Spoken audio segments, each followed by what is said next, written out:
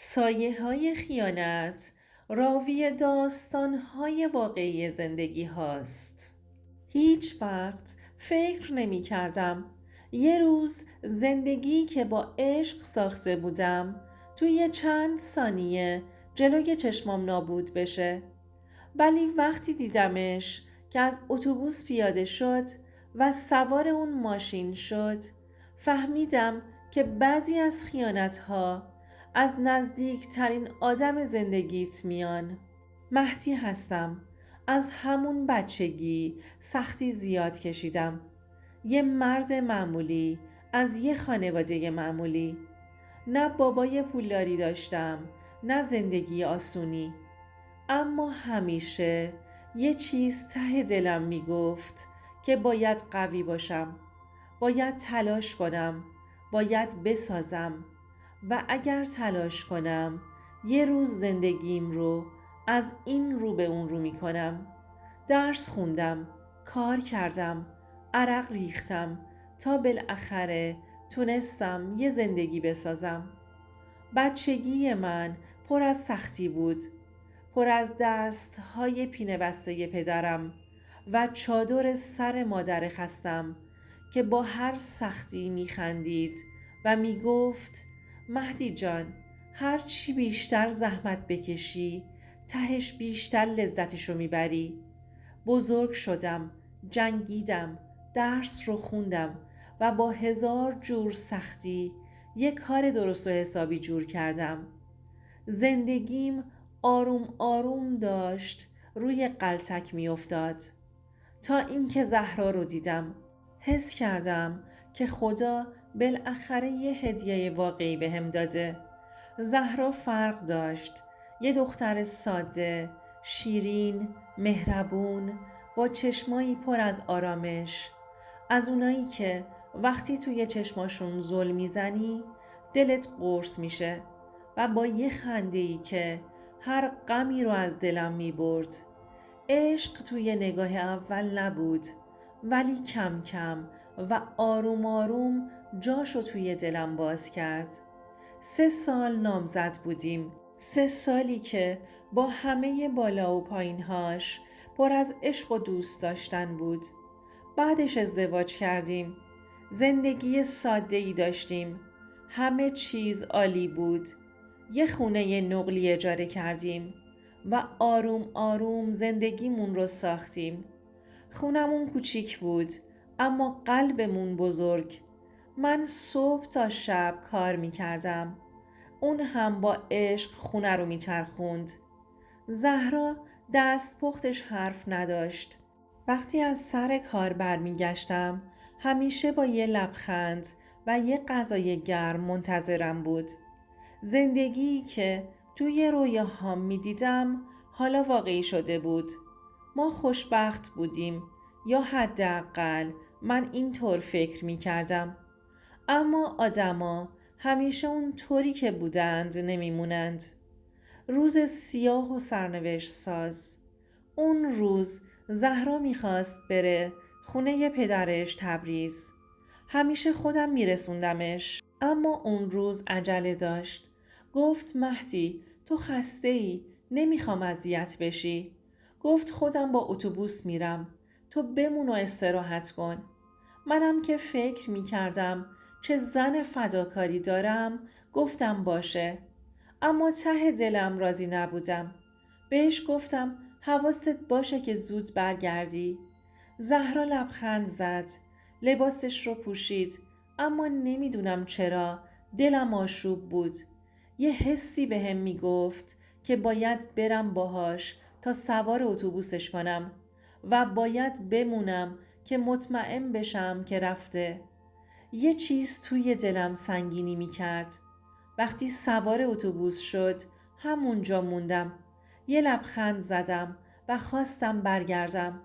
با خودم گفتم دیدی مهدی الکی دلت آشوب بود. اما یه صدایی ته دلم میگفت یه چند دقیقه دیگه بمون. چند دقیقه گذشت و اتوبوس دوباره ایستاد.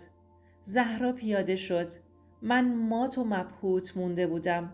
شوکه شده بودم. چی شده؟ شاید اشتباه کردم. شاید کیفش رو جا گذاشته. یا شاید منصرف شده. شایدم حالش بد شده. ولی نه. زهرا رفت سمت یه ماشین دیگه. یه ماشین آشنا.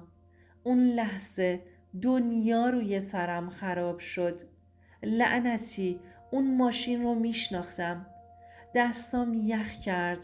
قلبم شروع کرد به کوبیدن توی سینم. خیانتی که نمیخواستم ببینم. راننده سعید بود.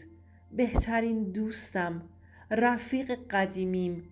کسی که از بچگی با هم بودیم. نون و نمک همو خورده بودیم. سعید، زهرا، اینا کنار هم چی کار میکنند؟ زهرا سوار شد. خندید. همون خنده‌ای که همیشه برای من بود. حالا برای سعید بوده. ماشین حرکت کرد و من همونجا سر جام خشکم زد. یعنی چی؟ بهترین دوست من سعید؟ کسی که هر وقت مشکلی داشتم بهم کمک میکرد و حالا که زنم قسم خورده بود کنارم بمونه سوار ماشین اون شده بود. نفهمیدم چند دقیقه اونجا ایستاده بودم. انگار قلبم تیر خورده بود. انگار دنیا از حرکت ایستاده بود. یعنی این همه سال دروغ بود. یعنی من این همه وقت فقط یه احمق بودم. چند شب بعد زهرا اومد خونه. آروم مثل همیشه. انگار که هیچ اتفاقی نیفتاده بود. ولی من دیگه اون مهدی همیشگی نبودم.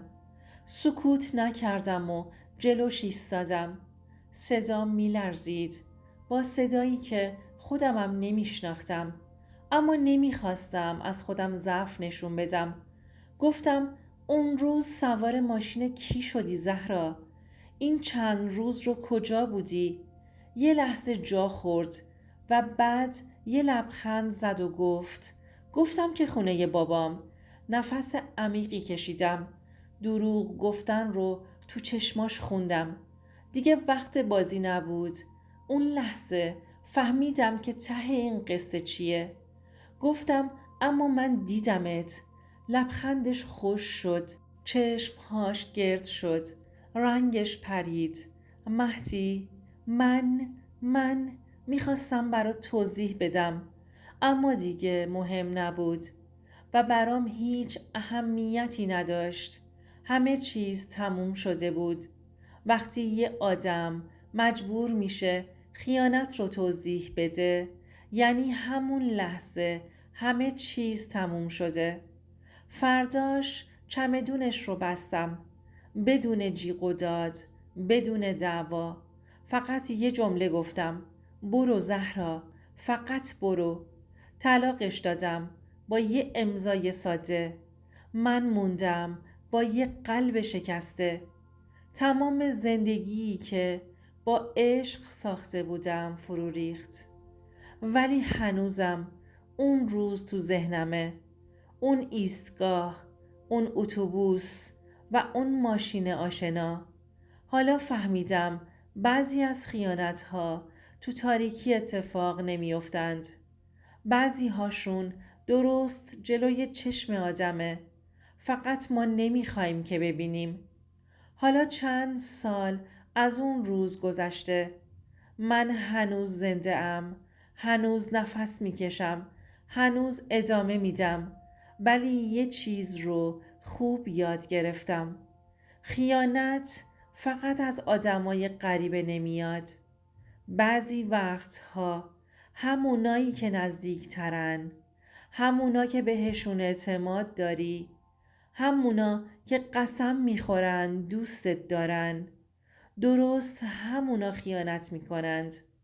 و یه چیز دیگه، این که آدما تغییر میکنند و باید همیشه حواست باشه که به کی داری اعتماد میکنی. همیشه به ندای دلتون گوش بدید، اما چشماتون رو هم باز نگه دارید.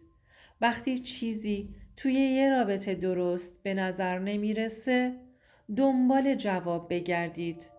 بعضی وقتها حقیقت از چیزی که فکر میکنین ترسناکتره.